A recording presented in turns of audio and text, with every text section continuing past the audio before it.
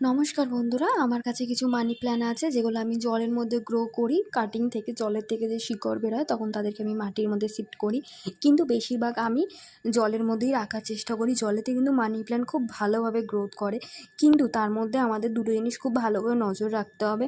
প্রত্যেক উইকে জলটাকে কিন্তু চেঞ্জ অবশ্যই করতে হবে, আর এরকম নজরে রাখতে হবে যেই পাতাগুলো হলুদ হবে, ডালগুলো হলুদ হবে, সেগুলো কিন্তু ঠিক কেটে এভাবে ফেলে দিতে হবে।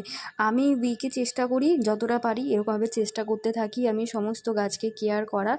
তো ডালগুলোকেও আমি কাটিং করে দিই, যেগুলো পচে গেছে, গলে যাচ্ছে, নষ্ট হয়ে যাচ্ছে। দেখুন যেখানটা শিকড় আছে ঠিক তার নিচ থেকে এভাবে কাঁচির সাহায্যে হালকাভাবে ট্যারচা করে কেটে দিচ্ছি। পাতাগুলোকেও আমি এভাবে বাদ দিয়ে দিচ্ছি, শুকনো পাতাগুলোকে, আর নিচে থাকা পাতাটাকেও বাদ দিয়ে দিচ্ছি। সেই পাতাটাকেও আমি ফেলি না, সেটাকেও জলের মধ্যে আমি বসিয়ে রাখি, যাতে সেটাও যদি শিকড় বেরোয় গ্রো করে। তো আর এগুলো কিন্তু মানি প্ল্যান্ট কিন্তু আমাদের ঘরকে খুব সুন্দরভাবে সাজিয়ে রাখতে ভীষণ সাহায্য করে, খুব কম যত্নের মধ্যে হয়ে যায়।